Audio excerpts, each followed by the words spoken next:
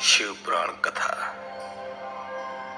संपूर्ण शिव पुराण को 7 संहिताओं तथा 11 खंडों में बांटा गया है, जिन्हें समेकित रूप से हमने 2 भागों में विभक्त किया है।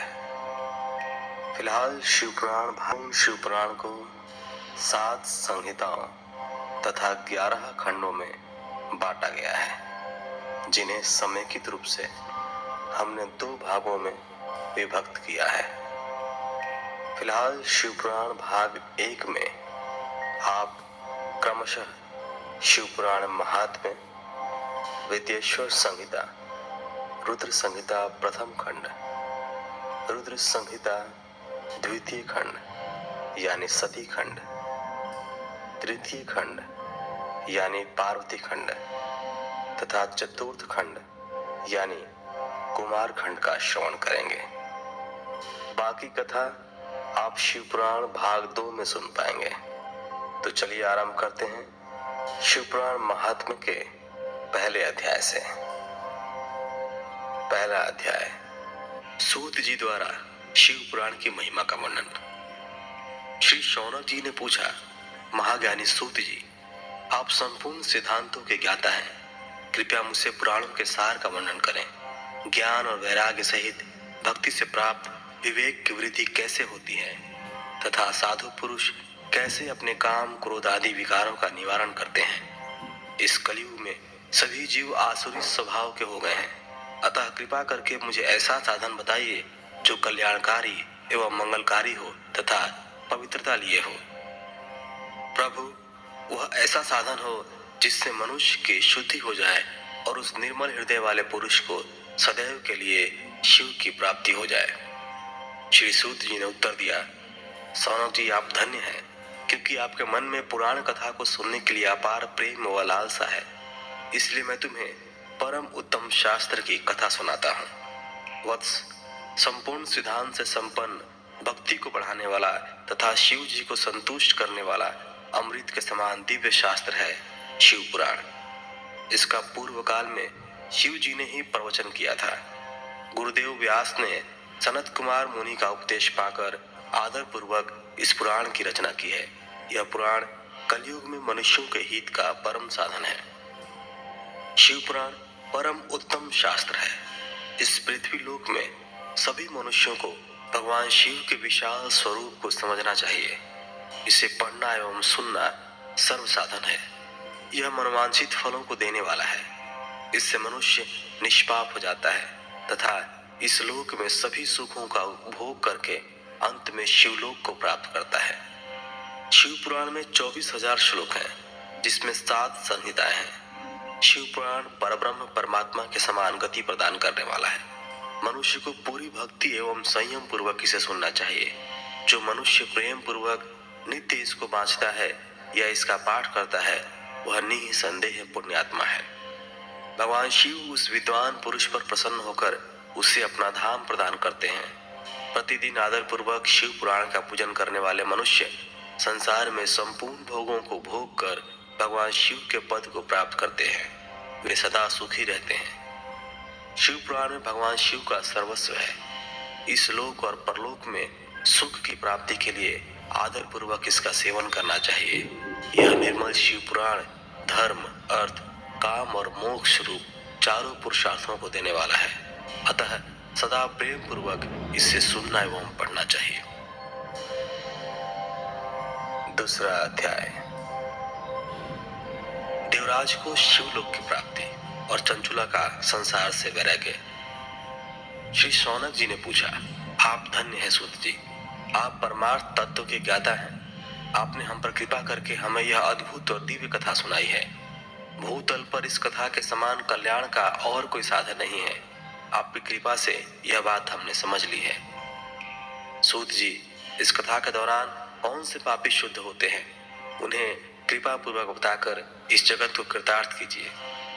सूत जी बोले, मुने, जो मनुष्य पाप, दुराचार तथा काम, क्रोध, मद, लोभ में निरंतर डूबे रहते हैं, वे भी शिव पुराण पढ़ने अथवा सुनने से शुद्ध हो जाते हैं तथा उनके पापों का पूर्णतया नाश हो जाता है। इस विषय में मैं तुम्हें एक कथा सुनाता हूँ। बहुत पहले की बात है कि रातों के नगर में देवराज नाम का एक ब्राह्मण रहता था। वह ज्ञान में दुर्बल, गरीब, रस बेचने वाला तथा वैदिक धर्म से विमुख था। वह स्नान संध्या नहीं करता था तथा उसमें वैश्यवृत्ति बढ़ती ही जा रही थी। वह भक्तों को ठगता था। उसने अनेक मनुष्यों को मारकर उन सबका धन हड़प लिया था। उस पापी ने थोड़ा सा भी धन धर्म के काम में नहीं लगाया था। वह वेश्यागामी तथा आचार भ्रष्ट था। एक दिन वह घूमता हुआ दैव योग से प्रतिष्ठानपुर, जो कि फिलहाल के झूसी प्रयाग में, वहां जा पहुंचा। वहां उसने एक शिवालय देखा जहां बहुत से साधु महात्मा एकत्र हुए थे। देवराज वहीं ठहर गया। वहां रात में उसे ज्वर आ गया, अर्थात बुखार आ गया, और उससे बड़ी पीड़ा होने लगी। वहीं पर एक ब्राह्मण देवता शिव पुराण की कथा सुना रहे थे। ज्वर में पड़ा देवराज भी ब्राह्मण के मुख से शिव कथा को निरंतर सुनता रहता था। एक मास बाद देवराज ज्वर से पीड़ित अवस्था में चल बसा। यमराज के दूत उसे बांधकर यमपुरी ले गए। तभी वहां शिवलोक से भगवान शिव के पार्षद गण आ गए। वे कर्पूर के समान उज्जवल थे। उनके हाथ में त्रिशूल, संपूर्ण शरीर पर भस्म और गले में रुद्राक्ष की माला उनके शरीर की शोभा बढ़ा रही थी।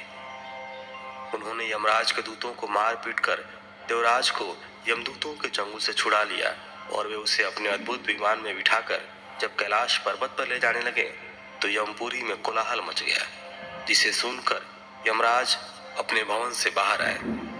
साक्षात रुद्रों के समान प्रतीत होने वाले इन दूतों का धर्मराज ने विधि पूर्वक पूजन कर ज्ञान दृष्टि से सारा मामला जान लिया। उन्होंने भय के कारण भगवान शिव के दूतों से कोई बात नहीं पूछी। तत्पश्चात शिवदूत देवराज को लेकर कैलाश चले गए और वहां पहुंचकर उन्होंने ब्राह्मण को करुणावतार भगवान शिव के हाथों सौंप दिया। शौनक जी ने कहा, महाभाग सूत जी, आप सर्वज्ञ हैं। आपकी कृपा प्रसाद से मैं कृतार्थ हुआ। इस इतिहास को सुनकर मेरा मन आनंदित हो गया है। अतः भगवान शिव में प्रेम बढ़ाने वाली दूसरी कथा भी कहिए। तीसरा अध्याय। श्री सूत जी बोले, शौनक सुनो, मैं तुम्हारे सामने एक अन्य गोपनीय कथा का वर्णन करूंगा, क्योंकि तुम शिव भक्तों में अग्रगण्य एवं वेद वेताओं में श्रेष्ठ हो। समुद्र के निकटवर्ती प्रदेश में वाशकल नामा गांव है, जहां वैदिक धर्म से विमुख महापापी मनुष्य रहते हैं। वे सभी दुष्ट हैं एवं उनका मन दूषित विषय भोगों में ही लगा रहता है। वे देवताओं एवं भाग्य पर विश्वास नहीं करते। वे सभी कुटिल वृत्ति वाले हैं, किसानी करते हैं और विभिन्न प्रकार के अस्त्र शस्त्र रखते हैं। वे व्याभिचारी हैं। वे इस बात से पूर्णतः अनजान हैं कि ज्ञान, वैराग्य तथा सद्धर्म ही मनुष्य के लिए परम पुरुषार्थ है। वे सभी पशु बुद्धि हैं। अन्य समुदाय के लोग भी उन्हीं की तरह बुरे विचार रखने वाले धर्म से विमुख हैं। वे नित्य कुकर्म में लगे रहते हैं एवं सदा विषय भोगों में डूबे रहते हैं। वहां की स्त्रियां भी बुरे स्वभाव के, स्वेच्छाचारिणी, पाप में डूबी, कुटिल सोच वाले और व्याभिचारिणी हैं। वे सभी सद्व्यवहार तथा सदाचार से सर्वथा शून्य हैं। वहां सिर्फ दुष्टों का निवास है। वाशकल नामा गांव में बिंदुक नाम का एक ब्राह्मण रहता था। वह अधर्मी, दुराचारी व महापापी था। उसकी स्त्री बहुत सुंदर थी। उसका नाम चंचुला था। वह सदा उत्तम धर्म का पालन करती थी, परंतु बिंदुक वेश्यागामी था। इस तरह कुकर्म करते हुए बहुत समय व्यतीत हो गया। उसकी स्त्री काम से पीड़ित होने पर भी, स्वधर्म नाश के भय से क्लेश सहकर भी काफी समय तक धर्म भ्रष्ट नहीं हुई, परंतु आगे चलकर वह भी अपने दुराचारी पति के आचरण से प्रभावित होकर दुराचारिणी और अपने धर्म से विमुख हो गई। इस तरह दुराचार में डूबे हुए उन पति पत्नी का बहुत सा समय व्यर्थ बीत गया। वेश्यागामी, दूषित बुद्धि वाला वह दुष्ट ब्राह्मण बिंदुक समयानुसार मृत्यु को प्राप्त हो गया और नरक में चला गया। बहुत दिनों तक नरक के दुखों को भोग कर वह मूढ़ बुद्धि पापी विंध्य पर्वत पर भयंकर पिशाच हुआ। इधर उस दुराचारी बिंदुक के मर जाने पर वह चंचुला नामक स्त्री बहुत समय तक पुत्रों के साथ अपने घर में रहती रही। पति की मृत्यु के बाद वह भी अपने धर्म से गिरकर पर पुरुषों का संग करने लगी थी। सतियां विपत्ति में भी अपने धर्म का पालन करना नहीं छोड़ती। यही तो तप है। तप कठिन तो होता है, लेकिन इसका फल मीठा होता है। विषयी इस सत्य को नहीं जानता इसलिए वह विषयों के विष फल का स्वाद लेते हुए भोग करता है। एक दिन देवयोग से किसी पुण्य पर्व के आने पर वह अपने भाई बंधुओं के साथ गोकर्ण क्षेत्र में गई। उसने तीर्थ के जल में स्नान किया एवं बंधुजनों के साथ यत्र तत्र घूमने लगी। घूमते घूमते वह एक देव मंदिर में गई। वहां उसने एक ब्राह्मण के मुख से भगवान शिव की परम पवित्र एवं मंगलकारी कथा सुनी। कथावाचक ब्राह्मण कह रहे थे, जो स्त्रियां व्यभिचार करती हैं वे मरने के बाद जब यमलोक जाती हैं तो यमराज के दूत उन्हें तरह तरह से यंत्रणा देते हैं। वे उसके कामांगों को तप्त लौह दंडों से दागते हैं। तप्त लौह के पुरुष से उसका संसर्ग कराते हैं। ये सारे दंड इतनी वेदना देने वाले होते हैं कि जीव पुकार पुकार कर कहता है कि अब वह ऐसा नहीं करेगा, लेकिन यमदूत उसे छोड़ते नहीं। कर्मों का फल तो सभी को भोगना पड़ता है। देव, ऋषि, मनुष्य सभी इससे बंधे हुए हैं। ब्राह्मण के मुख से यह वैराग्य बढ़ाने वाली कथा सुनकर चंचुला भय से व्याकुल हो गई। कथा समाप्त होने पर सभी लोग वहां से चले गए। तब कथा बांचने वाले ब्राह्मण देवता से चंचुला ने कहा, हे ब्राह्मण, धर्म को न जानने के कारण मेरे द्वारा बहुत दुराचार हुआ है। स्वामी, मेरे ऊपर कृपा कर मेरा उद्धार कीजिए। आपके प्रवचन को सुनकर मुझे इस संसार से वैराग्य हो गया है। मुझ मूढ़ चित्त वाली पापनी को धिक्कार है। मैं निंदा के योग्य हूँ। मैं बुरे विषयों में फंसकर अपने धर्म से विमुख हो गई थी। कौन मुझ जैसी कुमार्ग में मन लगाने वाली पापनी का साथ देगा? जब यमदूत मेरे गले में फंदा डालकर मुझे बांध कर ले जाएंगे और नरक में मेरे शरीर के टुकड़े करेंगे, तब मैं कैसे उन महायातनाओं को सहन कर पाऊंगी? मैं सब प्रकार से नष्ट हो गई हूँ, क्योंकि अभी तक मैं हर तरह से पाप में डूबी रही हूँ। हे ब्राह्मण, आप मेरे गुरु हैं, आप ही मेरे माता पिता हैं। मैं आपकी शरण में आई हूँ। मुझ अबला का अब आप ही उद्धार कीजिए। सूत जी कहते हैं, शौनक, इस प्रकार विलाप करती हुई चंचुला ब्राह्मण देवता के चरणों में गिर पड़ी। तब ब्राह्मण ने उसे कृपा पूर्वक उठाया। इस प्रकार तीसरा अध्याय समाप्त हुआ।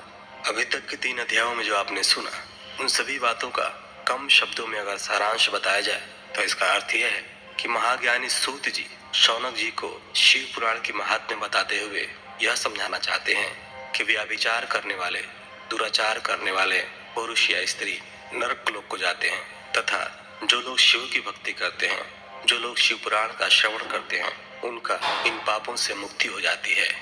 वे सभी प्रकार के बंधनों से मुक्त होते हैं। उनका मन निर्मल हो जाता है। वे धर्म के पथ को अपनाते हैं। चौथा अध्याय। चंचुला की शिव कथा सुनने में रुचि और शिवलोक गमन। ब्राह्मण बोले, नारी, तुम सौभाग्यशाली हो जो भगवान शंकर की कृपा से तुमने वैराग्यपूर्ण शिव पुराण की कथा सुनकर समय से अपनी गलती का एहसास कर लिया है। तुम डरो मत और भगवान शिव की शरण में जाओ। उनकी परम कृपा से तुम्हारे सभी पाप नष्ट हो जाएंगे। मैं तुम्हें भगवान शिव की कथा सहित वह मार्ग बताऊंगा जिसके द्वारा तुम्हें सुख देने वाली उत्तम गति प्राप्त होगी। शिव कथा सुनने से तुम्हारी बुद्धि शुद्ध हो गई है और तुम्हें पश्चाताप हुआ है तथा मन में वैराग्य उत्पन्न हुआ है। पश्चाताप ही पाप करने वाले पापियों के लिए सबसे बड़ा प्रायश्चित है। पश्चाताप ही पापों का शोधक है। इससे ही पापों की शुद्धि होती है। सत्पुरुषों के अनुसार पापों की शुद्धि के लिए प्रायश्चित पश्चाताप से ही संपन्न होता है।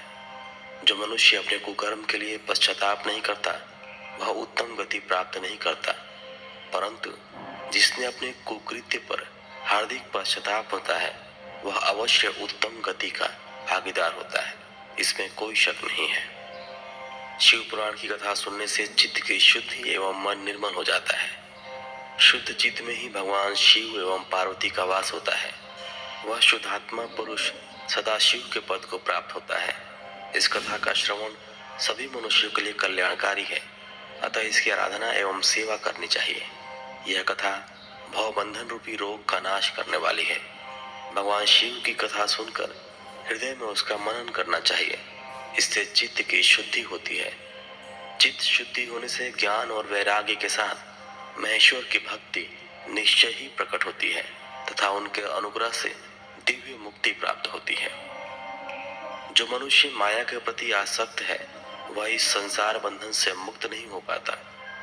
हे ब्राह्मण पत्नी, तुम अन्य विषयों से अपने मन को हटाकर भगवान शंकर की इस पावन कथा को सुनो। इससे तुम्हारे चित्त की शुद्धि होगी और तुम्हें मोक्ष की प्राप्ति होगी। जो मनुष्य निर्मल हृदय से भगवान शिव के चरणों का चिंतन करता है, उसकी एक ही जन्म में मुक्ति हो जाती है। सूत जी कहते हैं, शौनक, यह कहकर वे ब्राह्मण चुप हो गए। उनका हृदय करुणा से भर गया। वे ध्यान में मग्न हो गए। ब्राह्मण का उक्त उपदेश सुनकर चंचुला के नेत्रों में आनंद के आंसू छलक आए।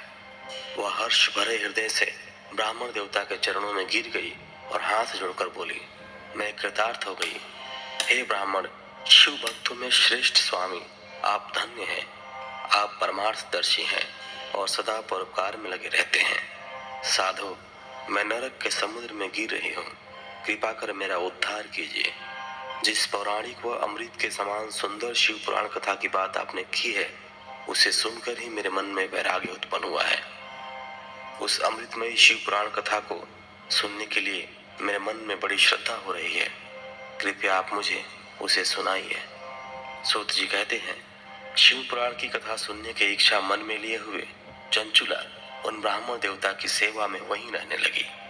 उस गोकर्ण नामक महाक्षेत्र में उन ब्राह्मण देवता का मुख से चंचुला शिव पुराण की भक्ति, ज्ञान और वैराग्य बढ़ाने वाली और मुक्ति देने वाली परम उत्तम कथा सुनकर कृतार्थ हुई। उसका चित्त शुद्ध हो गया। वह अपने हृदय में शिव के सगुण रूप का चिंतन करने लगी। वह सदैव शिव के सच्चिदानंदमय स्वरूप का स्मरण करती थी। तत्पश्चात अपना समय पूर्ण होने पर चंचुला ने बिना किसी कष्ट के अपना शरीर त्याग दिया। उसे लेने के लिए एक दिव्य विमान वहां पहुंचा। यह विमान शोभा साधनों से सजा था एवं शिवगणों से सुशोभित था। चंचुला विमान से शिवपुरी पहुंची। उसके सारे पाप धुल गए। वह दिव्यांगना हो गई। वह गौरांगी देवी मस्तक पर अर्धचंद्र का मुकुट व अन्य दिव्य आभूषण पहने शिवपुरी पहुंची। वहां उसने सनातन देवता त्रिनेत्रधारी महादेव शिव को देखा। सभी देवता उनकी सेवा में भक्ति भाव से उपस्थित थे। उनकी अंग कांति करोड़ों सूर्यों के समान प्रकाशित हो रही थी। 5 मुख और हर मुख में 3-3 नेत्र थे। मस्तक पर अर्धचंद्राकार मुकुट शोभायमान हो रहा था। कंठ में नील चिन्ह था। उनके साथ में देवी गौरी विराजमान थी, जो विद्युत पुंज के समान प्रकाशित हो रही थी। महादेव जी की कांति कपूर के समान गौर थी। उनके शरीर पर श्वेत वस्त्र थे तथा शरीर श्वेत भस्म से युक्त था। इस प्रकार भगवान शिव के परम उज्ज्वल रूप के दर्शन कर चंचुला बहुत प्रसन्न हुई। उसने भगवान को बारंबार प्रणाम किया और हाथ जोड़कर प्रेम, आनंद और संतोष से युक्त हो विनीत भाव से खड़ी हो गई। उसके नेत्रों से आनंद अश्रुओं की धारा बहने लगी। भगवान शंकर एवं भगवती गौरी उमा ने करुणा के साथ सौम्य दृष्टि से देखकर चंचुला को अपने पास बुलाया। गौरी उमा ने उसे प्रेम पूर्वक अपनी सखी बना लिया। चंचुला सुख पूर्वक भगवान शिव के धाम में उमा देवी की सखी के रूप में निवास करने लगी। 5वां अध्याय, बिंदु का पिशाच योनि से उद्धार। सूत जी बोले, शौनक, एक दिन चंचुला आनंद में मग्न उमा देवी के पास गई और दोनों हाथ जोड़कर उनकी स्तुति करने लगी। चंचुला बोली, हे गिरिराज नंदिनी, स्कंद माता उमा, आप सभी मनुष्यों एवं देवताओं द्वारा पूज्य तथा समस्त सुखों को देने वाली हैं। आप शंभु प्रिया हैं। आप ही सगुणा और निर्गुणा हैं। हे सच्चिदानंद स्वरूपिणी, आप ही प्रकृति की पोषक हैं। हे माता, आप ही संसार के सृष्टि, पालन और संहार करने वाली हैं। आप ही ब्रह्मा, विष्णु और महेश को उत्तम प्रतिष्ठा देने वाली परम शक्ति हैं। सूत जी कहते हैं, शौनक, सदगति प्राप्त चंचुला इस प्रकार देवी की स्तुति कर शांत हो गई। उसकी आंखों में प्रेम के आंसू उमड़ गए। तब शंकर प्रिया भक्त वत्सला उमा देवी ने बड़े प्रेम से चंचुला को चुप कराते हुए कहा, सखी चंचुला, मैं तुम्हारी स्तुति से प्रसन्न हूँ। बोलो, क्या वर मांगती हो? चंचुला बोली, हे गिरिराज कुमारी, मेरे पति बिंदु इस समय कहाँ हैं? उनकी कैसी गति हुई है? मुझे बताइए और ऐसा उपाय कीजिए ताकि हम फिर से मिल सकें। हे महादेवी, मेरे पति एक शूद्र जाति वेश्या के प्रति आसक्त थे और पाप में ही डूबे रहते थे। गिरिजा बोली, बेटी, तुम्हारा पति बिंदुक बड़ा पापी था। उसका अंत बड़ा भयानक हुआ। वेश्या का उपभोग करने के कारण वह मूर्ख नरक में अनेक वर्षों तक अनेक प्रकार के दुख भोग कर अब शेष पाप को भोगने के लिए विंध्य पर्वत पर पिशाच की योनि में रह रहा है। वह दुष्ट वहीं वायु पीकर रहता है और सब प्रकार के कष्ट सहता है। सूत जी कहते हैं, शौनक, गौरी देवी की यह बात सुनकर चंचुला अत्यंत दुखी हो गई। फिर मन को किसी तरह स्थिर करती हुई दुखी हृदय से माँ गौरी से उसने एक बार फिर पूछा, हे महादेवी, मुझ पर कृपा कीजिए और मेरे पापी पति का अब उद्धार कर दीजिए। कृपा करके मुझे वह उपाय बताइए जिससे मेरे पति को उत्तम गति प्राप्त हो सके। गौरी देवी ने कहा, यदि तुम्हारा पति बिंदु शिव पुराण की पुण्यमयी उत्तम कथा सुने तो वह इस दुर्गति को पार करके उत्तम गति का भागी हो सकता है। अमृत के समान मधुर गौरी देवी का यह वचन सुनकर चंचुला ने दोनों हाथ जोड़कर मस्तक झुकाकर उन्हें बारंबार प्रणाम किया तथा प्रार्थना की कि मेरे पति को शिव पुराण सुनाने की व्यवस्था कीजिए। ब्राह्मण पत्नी चंचुला के बार बार प्रार्थना करने पर शिव प्रिया गौरी देवी ने भगवान शिव की महिमा का गान करने वाले गंधर्वराज तुम्बुरु को बुलाकर कहा, तुम्बुरु, तुम्हारी भगवान शिव में प्रीति है। तुम मेरे मन की सभी बातें जानकर मेरे कार्यों को सिद्ध करते हो। तुम मेरी सखी के साथ विंध्य पर जाओ। वहां एक महाघोर और भयंकर पिशाच रहता है। पूर्व जन्म में वह पिशाच बिंदुक नामक ब्राह्मण मेरी सखी चंचुला का पति था। वह वेश्यागामी हो गया। उसने स्नान, संध्या आदि नित्य कर्म छोड़ दिए। क्रोध के कारण उसकी बुद्धि भ्रष्ट हो गई। दुर्जनों से उसकी मित्रता और सज्जनों से द्वेष बढ़ गया था। वह अस्त्र शस्त्र से हिंसा करता, लोगों को सताता और उनके घरों में आग लगा देता था। चांडालों से दोस्ती करता, वह रोज वेश्या के पास जाता था। पत्नी को त्याग कर दुष्ट लोगों से दोस्ती कर उन्हीं के संपर्क में रहता था। वह मृत्यु तक दुराचार में फंसा रहा। मृत्यु के बाद उसे पापियों के भोग स्थान यमपुर ले जाया गया। वहां घोर नरकों को सहकर इस समय वह विंध्य पर्वत पर पिशाच बनकर रह रहा है और पापों का फल भोग रहा है। तुम उसके सामने परम पुण्यमयी पापों का नाश करने वाली शिव पुराण की दिव्य कथा का प्रवचन करो। इस कथा को सुनने से उसका हृदय सभी पापों से मुक्त होकर शुद्ध हो जाएगा और वह प्रेत योनि से मुक्त हो जाएगा। दुर्गति से मुक्त होने पर उस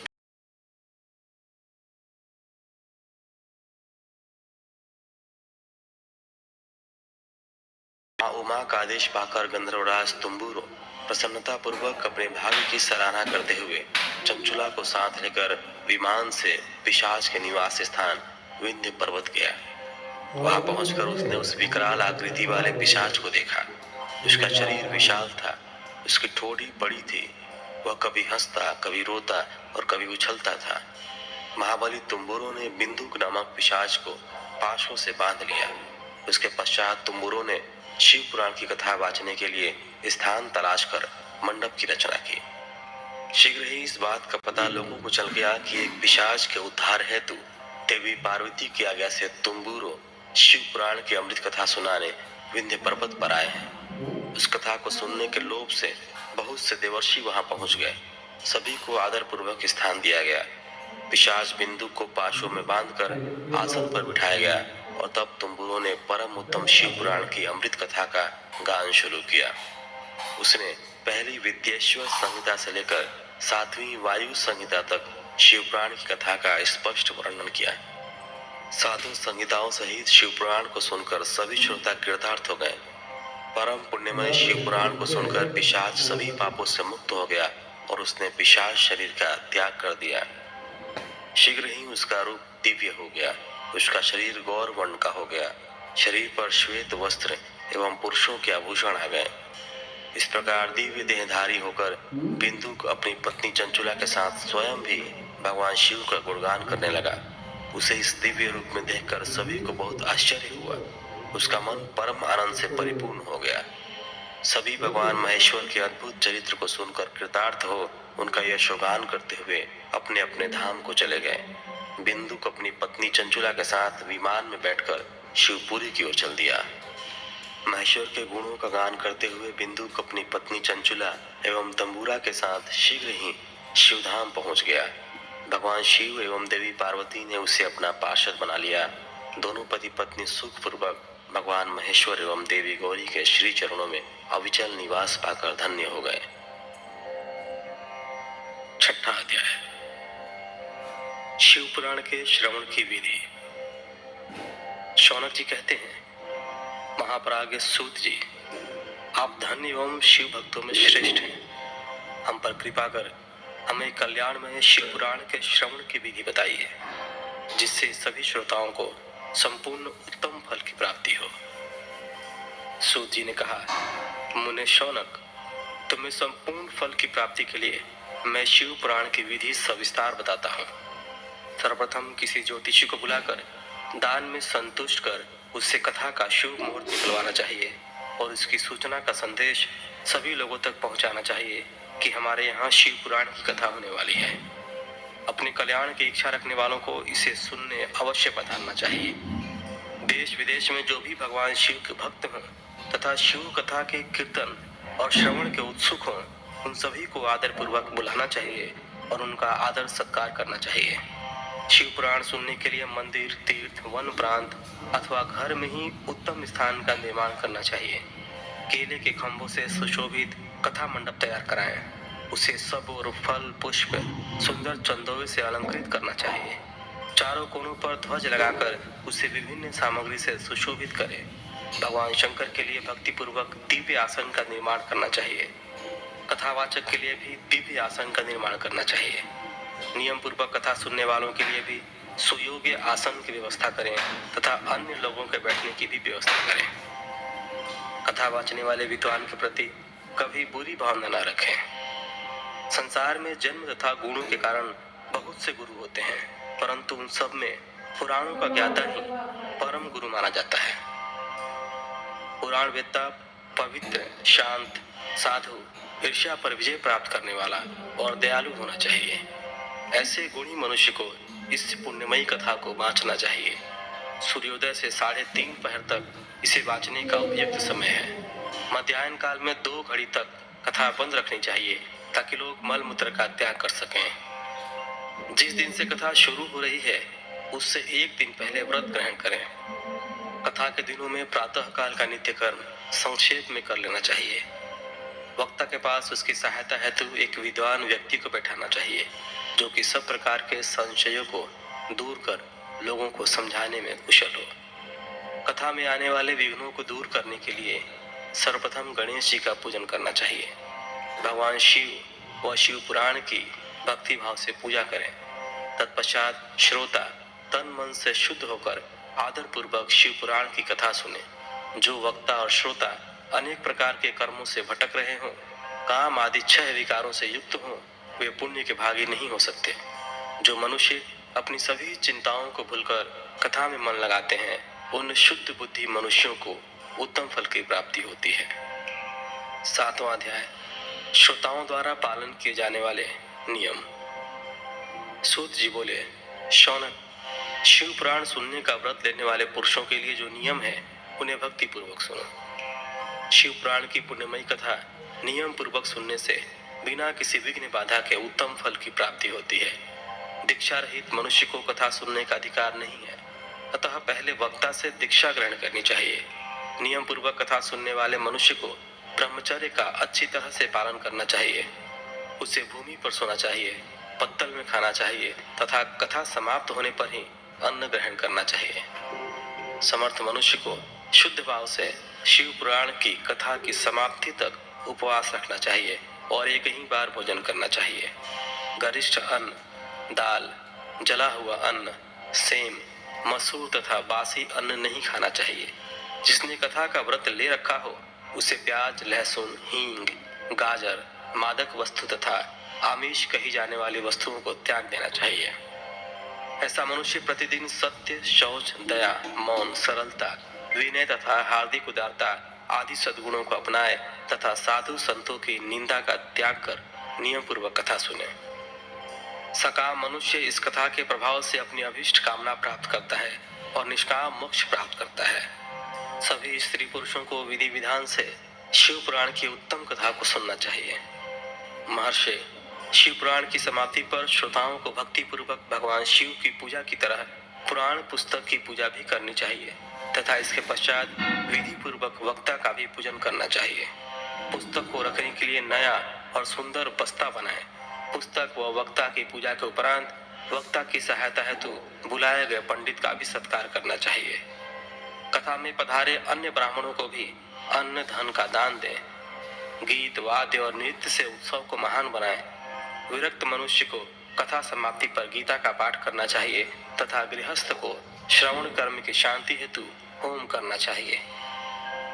होम रुद्र संहिता के श्लोकों द्वारा अथवा गायत्री मंत्र के द्वारा करें।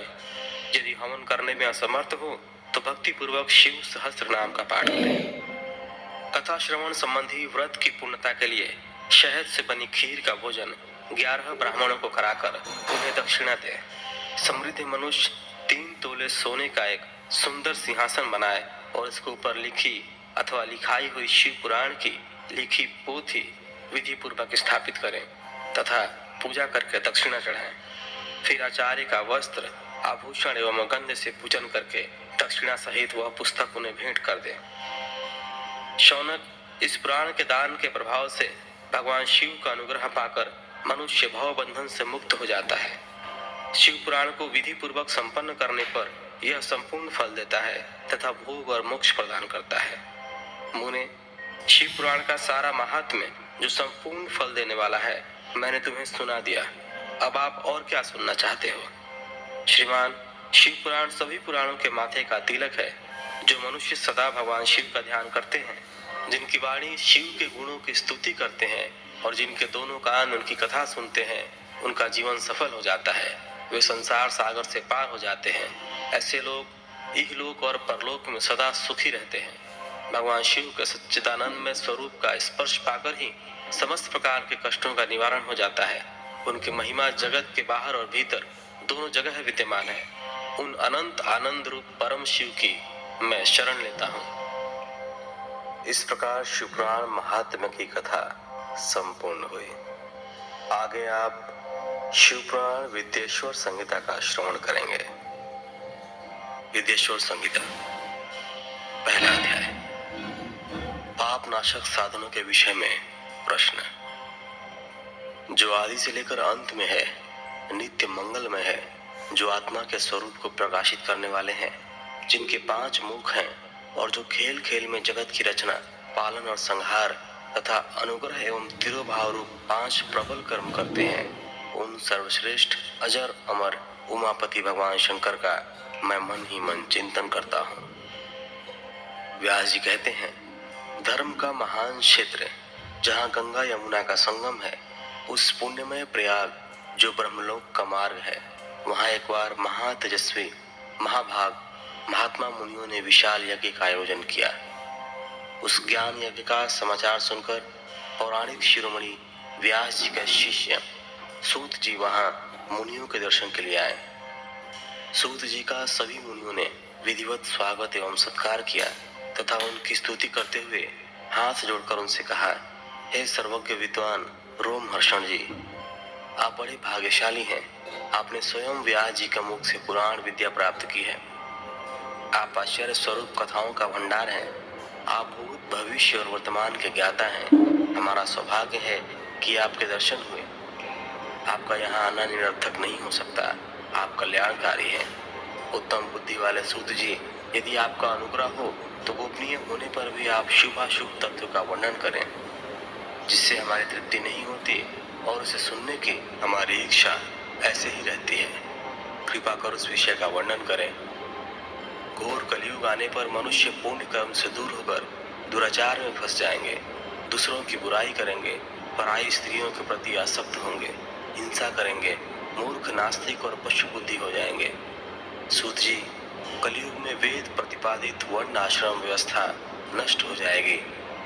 प्रत्येक वर्ण और आश्रम में रहने वाले अपने अपने धर्मों के आचरण का परित्याग कर विपरीत आचरण करने में सुख प्राप्त करेंगे। इस सामाजिक वर्ण संकरता से लोगों का पतन होगा, परिवार टूट जाएंगे, समाज बिखर जाएगा।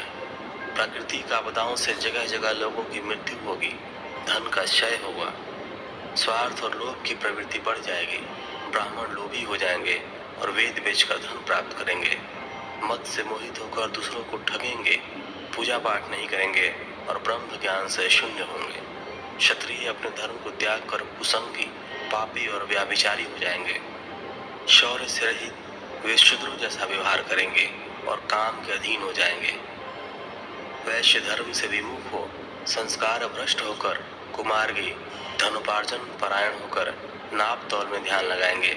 शूद्र अपना धर्म कर्म छोड़कर अच्छी वेशभूषा से सुशोभित हो व्यर्थ घूमेंगे। वे कुटिल और ईर्ष्यालु होकर अपने धर्म के प्रतिकूल हो जाएंगे। कुकर्मी और वाद विवाद करने वाले होंगे। वे स्वयं को कुलीन मानकर सभी धर्मों और वर्णों में विवाह करेंगे। स्त्रियां सदाचार से विमुख हो जाएंगी।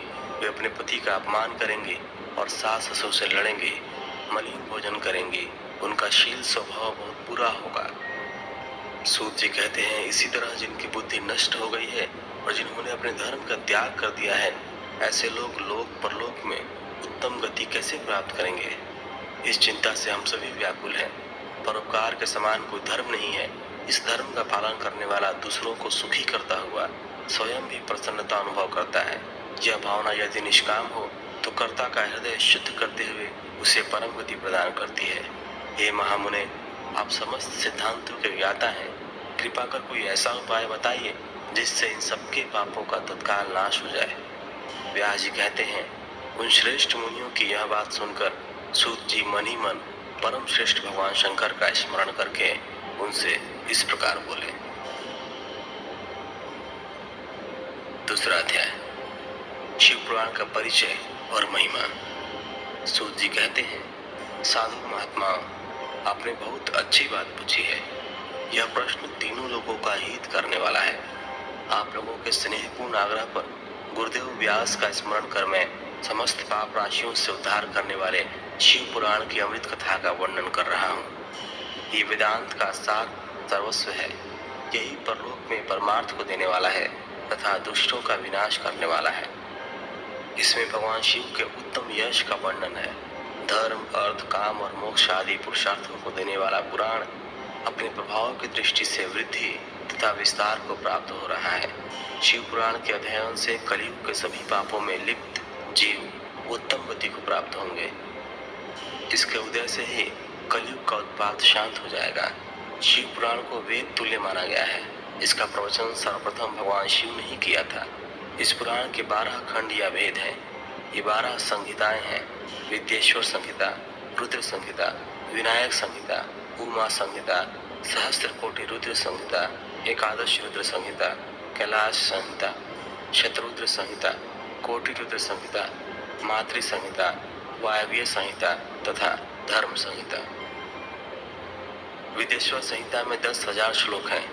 रुद्र संहिता, विनायक संहिता, उमा संहिता और मातृ संहिता प्रत्येक में 8-8 हजार श्लोक हैं। एकादश रुद्र संहिता में 13,000, कैलाश संहिता में 6,000, शतरुद्र संहिता में 3,000, कोटि रुद्र संहिता में 9,000, सहस्त्र कोटि रुद्र संहिता में 11,000, वायव्य संहिता में 4,000 तथा धर्म संहिता में 12,000 श्लोक हैं। मूल शिव पुराण में कुल 1,00,000 श्लोक हैं, परंतु व्यास जी ने इसे 24,000 श्लोकों में संक्षिप्त कर दिया है। पुराणों की क्रम संख्या में शिव पुराण का चौथा स्थान है, जिसमें 7 संहिताएं हैं। पूर्व काल में भगवान शिव ने 100 करोड़ श्लोकों का पुराण ग्रंथ ग्रंथित किया था। सृष्टि के आरंभ में निर्मित यह पुराण साहित्य अधिक विस्तृत था। द्वापर युग में द्वैपायन आदि महर्षियों ने पुराण को 18 भागों में विभाजित कर 4,00,000 श्लोकों में इसको संक्षिप्त कर दिया। इसके उपरांत व्यास जी ने 24,000 श्लोकों में इसका प्रतिपादन किया। यह वेद तुल्य पुराण विद्येश्वर रुद्र संहिता, शतरुद्र संहिता, कोटि रुद्र संहिता, उमा संहिता, कैलाश संहिता और वायव्य संहिता नामक 7 संहिताओं में विभाजित है। यह 7 संहिताओं वाला शिव पुराण वेद के समान प्रामाणिक तथा उत्तम गति प्रदान करने वाला है। इस निर्मल शिव पुराण की रचना भगवान शिव द्वारा की गई है। तथा इसको संक्षेप में संकलित करने का श्रेय व्यास जी को जाता है। शिव पुराण सभी जीवों का कल्याण करने वाला, सभी पापों का नाश करने वाला है। यही सत्पुरुषों को कल्याण प्रदान करने वाला है। यह तुलना रहित है और इसमें वेद प्रतिपादित अद्वैत ज्ञान तथा निष्कपट धर्म का प्रतिपादन है। शिव पुराण श्रेष्ठ मंत्र समूह का संकलन है तथा यही सभी के लिए शिवधाम की प्राप्ति का साधन है। समस्त पुराणों में सर्वश्रेष्ठ शिव पुराण ईर्ष्या रहित अंतःकरण वाले विद्वानों के लिए जानने की वस्तु है। इसमें परमात्मा का गान किया गया है। इस अमृतमयी शिव पुराण को आदर से पढ़ने और सुनने वाला मनुष्य भगवान शिव का प्रिय होकर परम गति को प्राप्त कर लेता है। तीसरा अध्याय, श्रवण कीर्तन और मनन साधनों की श्रेष्ठता। व्यास जी कहते हैं, सूत जी के वचनों को सुनकर सभी महर्षि बोले, भगवान आप वेद तुल्य अद्भुत एवं पुण्यमयी शिव पुराण की कथा सुनाइए। सूत जी ने कहा, हे महर्षिगण, आप कल्याण में भगवान शिव का स्मरण करके वेद के साथ से प्रकट शिव पुराण की अमृत कथा सुनिए। शिव पुराण में भक्ति, ज्ञान और वैराग्य का गान किया गया है। जब सृष्टि आरंभ हुई तो 6 कुलों के महर्षि आपस में वाद विवाद करने लगे कि अमुक वस्तु उत्कृष्ट है, अमुक नहीं। जब इस विवाद ने बड़ा रूप धारण कर लिया तो सभी अपनी शंका के समाधान के लिए सृष्टि की रचना करने वाले अविनाशी ब्रह्मा जी के पास जाकर हाथ जोड़कर कहने लगे, हे प्रभु, आप संपूर्ण जगत को धारण कर उनका पोषण करने वाले हैं। प्रभु, हम जानना चाहते हैं कि संपूर्ण तत्वों से परे परात्पर पुराण पुरुष कौन है?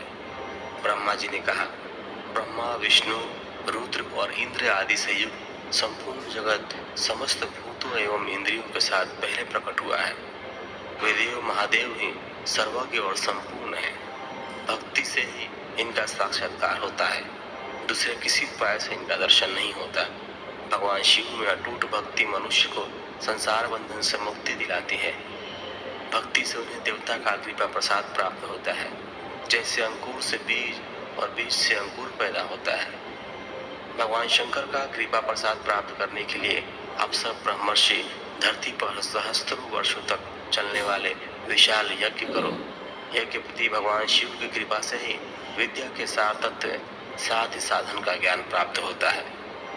शिव पद की प्राप्ति साध्य और उनकी सेवा ही साधन है तथा जो मनुष्य बिना किसी फल की कामना किए उनके भक्ति में डूबे रहते हैं वही साधक है। कर्म के अनुष्ठान से प्राप्त फल को भगवान शिव के श्री चरणों में समर्पित करना ही परमेश्वर की प्राप्ति का उपाय है तथा यही मोक्ष प्राप्ति का एकमात्र साधन है। साक्षात महेश्वर ने ही भक्ति के साधनों का प्रतिपादन किया है। कान से भगवान के नाम, गुण और लीलाओं का श्रवण, वाणी द्वारा उनका कीर्तन तथा मन में उनका मनन शिव पद की प्राप्ति के महान साधन है तथा इन साधनों से ही संपूर्ण मनोरथों की सिद्धि होती है।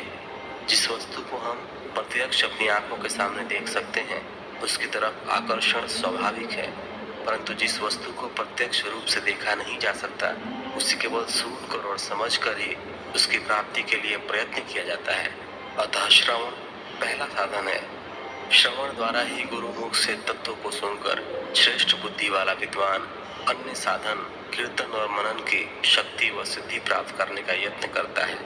मनन के बाद इस साधन की साधना करते रहने से धीरे धीरे भगवान शिव का संयोग प्राप्त होता है और लौकिक आनंद की प्राप्ति होती है।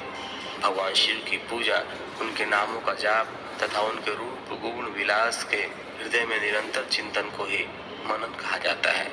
महेश्वर की कृपा दृष्टि से उपलब्ध इस साधन को ही प्रमुख साधन कहा जाता है। चौथा अध्याय, सनत कुमार व्यास संवाद। सूत जी कहते हैं, हे मुनियों, इस साधन का महात्म्य बताते समय मैं एक प्राचीन वृत्तांत का वर्णन करूंगा जिसे आप ध्यान पूर्वक सुने। बहुत पहले की बात है। पराशर मुनि के पुत्र मेरे गुरु व्यास देव जी सरस्वती नदी के तट पर तपस्या कर रहे थे। एक दिन सूर्य के समान तेजस्वी विमान से यात्रा करते हुए भगवान सनत कुमार वहां जा पहुंचे और उनके चरणों का स्पर्श कर उन्हें अर्घ्य देकर योग्य आसन पर विराजमान किया। प्रसन्न होकर सनत कुमार जी गंभीर वाणी में बोले, मुनि, तुम सत्य का चिंतन करो। सत्य तत्व का चिंतन ही श्रेय प्राप्ति का मार्ग है। इसी से कल्याण का मार्ग प्रशस्त होता है। यही कल्याणकारी है। यह जब जीवन में आ जाता है तो सब सुंदर हो जाता है।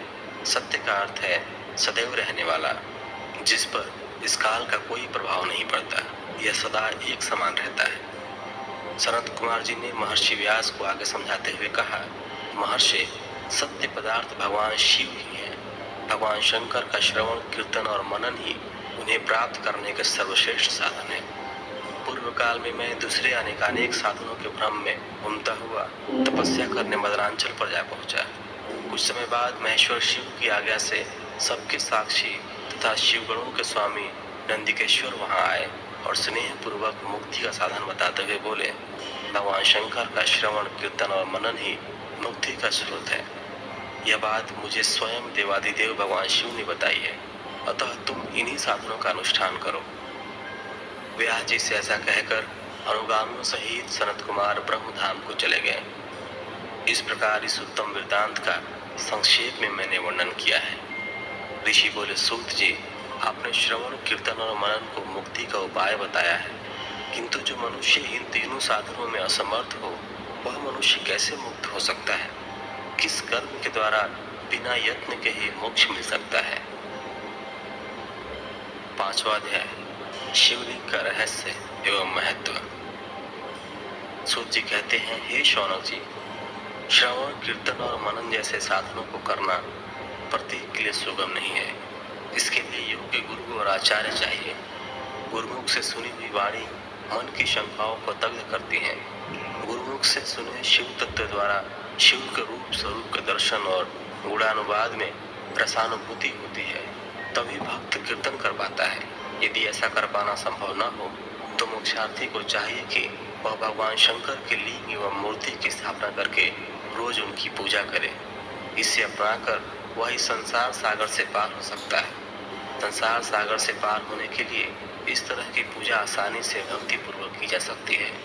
अपनी शक्ति एवं सामर्थ्य के अनुसार धन राशि से शिवलिंग या शिव मूर्ति की स्थापना कर भक्ति भाव से उसकी पूजा करनी चाहिए। मंडप, गोपुर, तीर्थ, मठ एवं क्षेत्र की स्थापना कर उत्सव का आयोजन करना चाहिए तथा पुष्प, धूप, वस्त्र, गंध, दीप तथा पुआ और तरह तरह के भोजन नैवेद्य के रूप में अर्पित करने चाहिए। श्री शिव जी ब्रह्म रूप और निष्कल अर्थात कला रहित भी हैं और कला सहित भी। मनुष्य इन दोनों स्वरूपों की पूजा करते हैं। शंकर जी को ही ब्रह्म पदवी भी प्राप्त है। कलापूर्ण भगवान शिव की मूर्ति पूजा भी मनुष्यों द्वारा की जाती है और वेदों ने भी इस तरह की पूजा की आज्ञा प्रदान की है। सनत कुमार जी ने पूछा, हे नंदिकेश्वर, पूर्व काल में उत्पन्न हुए लिंग, बेर अर्थात मूर्ति की उत्पत्ति के संबंध में आप हमें विस्तार से बताइए। नंदिकेश्वर ने बताया, मुनीश्वर, प्राचीन काल में एक बार ब्रह्मा और विष्णु के मध्य युद्ध हुआ तो उनके बीच स्तंभ रूप में शिव जी प्रकट हुए। इस प्रकार उन्होंने पृथ्वी लोक का संरक्षण किया। उसी दिन से महादेव जी का लिंग के साथ साथ मूर्ति पूजन भी जगत में प्रचलित हो गया। अन्य देवताओं की साकार अर्थात मूर्ति पूजा होने लगी, जो कि अभिष्ट फल प्रदान करने वाली थी, परंतु शिव जी के लिंग और मूर्ति दोनों ही रूप पूजनीय हैं। 6वां अध्याय, ब्रह्मा विष्णु युद्ध। नंदिकेश्वर बोले, पूर्व काल में श्री विष्णु अपनी पत्नी श्री लक्ष्मी जी के साथ शेष शैया पर शयन कर रहे थे। तब एक बार ब्रह्मा जी वहां पहुंचे और विष्णु जी को पुत्र कहकर पुकारने लगे। पुत्र उठो, मैं तुम्हारा ईश्वर तुम्हारे सामने खड़ा हूँ। यह सुनकर विष्णु जी को क्रोध आ गया। फिर भी शांत रहते हुए वे बोले, पुत्र, तुम्हारा कल्याण हो, कहो अपने पिता के पास कैसे आना हुआ। यह सुनकर ब्रह्मा जी कहने लगे, मैं तुम्हारा रक्षक हूँ, सारे जगत का पितामह हूँ, सारा जगत मुझ में निवास करता है। तू मेरी नाभि कमल से प्रकट होकर मुझसे ऐसी बातें कर रहा है। इस प्रकार दोनों में विवाद होने लगा। तब वे दोनों अपने को प्रभु कहते कहते एक दूसरे का वध करने को तैयार हो गए। हंस और गरुड़ पर बैठ दोनों परस्पर युद्ध करने लगे। ब्रह्मा जी के वक्षस्थल में विष्णु जी ने अनेकों अस्त्रों का प्रहार करके उन्हें व्याकुल कर दिया। इससे कुपित हो ब्रह्मा जी ने भी पलटकर भयानक प्रहार किए। उनके पारस्परिक आघातों से देवताओं में हलचल मच गई। वे घबराए और त्रिशूलधारी भगवान शिव के पास गए और उन्हें सारी व्यथा सुनाई। भगवान शिव अपनी सभा में उमा देवी सहित सिंहासन पर विराजमान थे और मंद मंद मुस्कुरा रहे थे। 7वां अध्याय, शिव निर्णय। महादेव जी बोले, पुत्रों, मैं जानता हूँ कि तुम ब्रह्मा और विष्णु के परस्पर युद्ध से बहुत दुखी हो। तुम डरो मत, मैं अपने गणों के साथ तुम्हारे साथ चलता हूँ। तब भगवान शिव अपने नंदी पर आरूढ़ हो देवताओं सहित युद्ध स्थल की ओर चल दिए। वहां छिपकर वे ब्रह्मा विष्णु के युद्ध को देखने लगे। उन्हें जब यह ज्ञात हुआ कि वे दोनों एक दूसरे को मारने की इच्छा से महेश्वर और पशुपात अस्त्रों का प्रयोग करने जा रहे हैं, तो वे युद्ध को शांत करने के लिए महाअग्नि के तुल्य एक स्तंभ रूप में ब्रह्मा और विष्णु के मध्य खड़े हो गए। महाअग्नि के प्रकट होते ही दोनों के अस्त्र स्वयं ही शांत हो गए। अस्त्रों को शांत होते देखकर ब्रह्मा और विष्णु दोनों कहने लगे कि इस अग्नि स्वरूप स्तंभ के बारे में हमें जानकारी करनी चाहिए। दोनों ने उसकी परीक्षा लेने का निर्णय लिया। भगवान विष्णु ने शुक्र रूप धारण किया और उसको देखने के लिए नीचे धरती में चल दिए। ब्रह्मा जी हंस का रूप धारण करके ऊपर की ओर चल दिए। पाताल में बहुत नीचे जाने पर भी विष्णु जी को स्तंभ का अंत नहीं मिला, अतः वे वापस चले आए। ब्रह्मा जी ने आकाश में जाकर केतकी का फूल देखा। वे उस फूल को लेकर विष्णु जी के पास गए। विष्णु ने उनके चरण पकड़ लिए। ब्रह्मा जी के छल को देखकर भगवान शिव प्रकट हुए। विष्णु जी की महानता से शिव प्रसन्न होकर बोले, हे विष्णु जी, आप सत्य बोलते हैं, अतः मैं आपको अपनी समानता का अधिकार देता हूँ। 8वां अध्याय, ब्रह्मा का अभिमान भंग। नंदिकेश्वर बोले, महादेव जी ब्रह्मा जी के छल पर अत्यंत क्रोधित हुए। उन्होंने अपने त्रिनेत्र यानी तीसरी आंख से भैरव को प्रकट किया और उन्हें आज्ञा दी कि वह तलवार से ब्रह्मा जी को दंड दे। आज्ञा पाते ही भैरव ने ब्रह्मा जी के बाल पकड़ लिए और उनका 5वां सिर काट दिया। ब्रह्मा जी डर के मारे कांपने लगे। उन्होंने भैरव के चरण पकड़ लिए तथा क्षमा मांगने लगे। इसे देखकर श्री विष्णु ने भगवान शिव से प्रार्थना की कि आपकी कृपा से ही ब्रह्मा जी को 5वां सिर मिला था, अतः आप इन्हें क्षमा कर दें। तब शिव जी की आज्ञा पाकर ब्रह्मा को भैरव ने छोड़ दिया। शिव जी ने कहा, तुमने प्रतिष्ठा और ईश्वरत्व को दिखाने के लिए छल किया है, इसलिए मैं तुम्हें शाप देता हूँ कि तुम सत्कार, स्थान व उत्सव से विहीन रहोगे। ब्रह्मा जी को अपनी गलती का पछतावा हो चुका था। उन्होंने भगवान शिव के चरण पकड़कर क्षमा मांगी और निवेदन किया कि वे उनका 5वां सिर पुनः प्रदान करें। महादेव जी ने कहा, जगत की स्थिति को बिगड़ने से बचाने के लिए पापी को दंड अवश्य देना चाहिए ताकि लोक मर्यादा बनी रहे। मैं तुम्हें वरदान देता हूँ कि तुम गणों के आचार्य कहलाओगे और तुम्हारे बिना यज्ञ पूर्ण न होंगे। फिर उन्होंने केतकी के पुष्प से कहा, अरे दुष्ट केतकी पुष्प, अब तुम मेरी पूजा के अयोग्य रहोगे। तब केतकी पुष्प बहुत दुखी हुआ और उनके चरणों में गिरकर माफी मांगने लगा। तब महादेव जी ने कहा, मेरा वचन तो झूठा नहीं हो सकता, इसलिए तू मेरे भक्तों के योग्य होगा। इस प्रकार तेरा जन्म सफल हो जाएगा। 9वां अध्याय। 9वां अध्याय में है लिंग पूजन का महत्व। नंदिकेश्वर कहते हैं, ब्रह्मा और विष्णु भगवान शिव को प्रणाम कर चुपचाप उनके दाएं बाएं भाग में खड़े हो गए। उन्होंने पूजनीय महादेव जी को श्रेष्ठ आसन पर बैठाकर पवित्र वस्तुओं से उनका पूजन किया। दीर्घकाल तक स्थिर रहने वाली वस्तुओं को पुष्प वस्तु तथा अल्पकाल तक टिकने वाली वस्तुओं को प्राकृत वस्तु कहते हैं। हार, नुपुर, केयूर, किरीट, मणिमय कुंडल, यज्ञोपवीत, उत्तरीय वस्त्र, पुष्पमाला, रेशमी वस्त्र, हार, मुद्रिका, पुष्प, तांबूल, कपूर, चंदन एवं अगरू का अनुलेप, धूप, दीप, श्वेत छत्र, व्यंजन, ध्वजा, चौवर तथा अनेक दिव्य उपहारों द्वारा जिनका वैभव वाणी और मन की पहुंच से परे था, जो केवल परमात्मा के योग्य थे, उनसे ब्रह्मा और विष्णु ने अपने स्वामी महेश्वर का पूजन किया।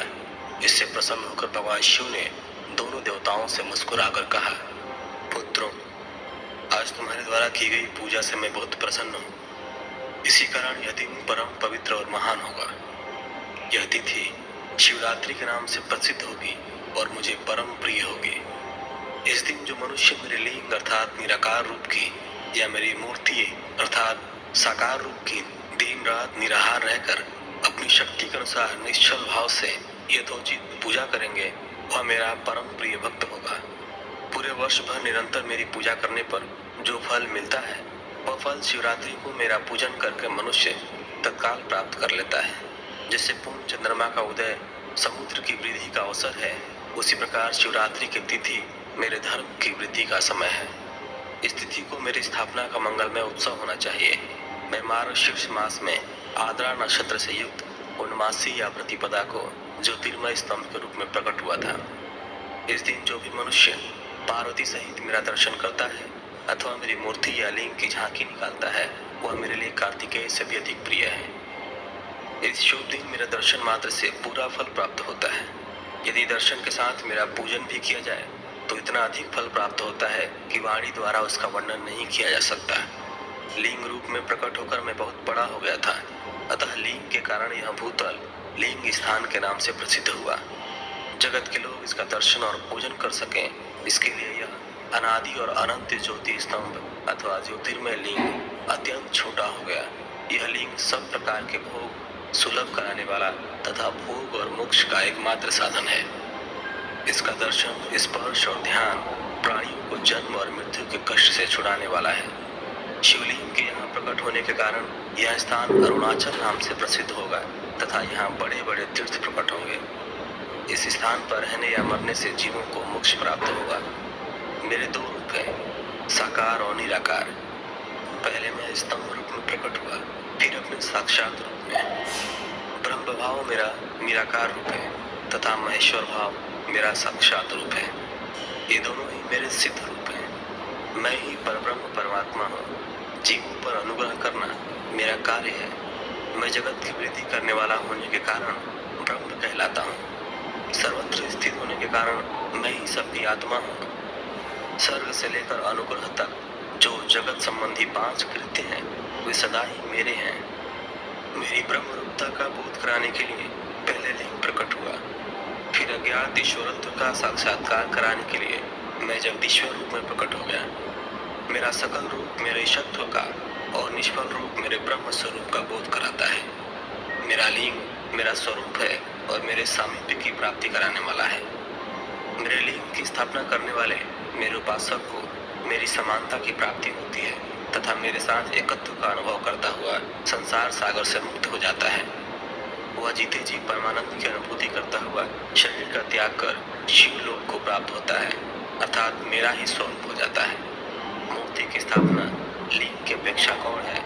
यह उन भक्तों के लिए है जो शिव तत्व के अनुशीलन में सक्षम नहीं है।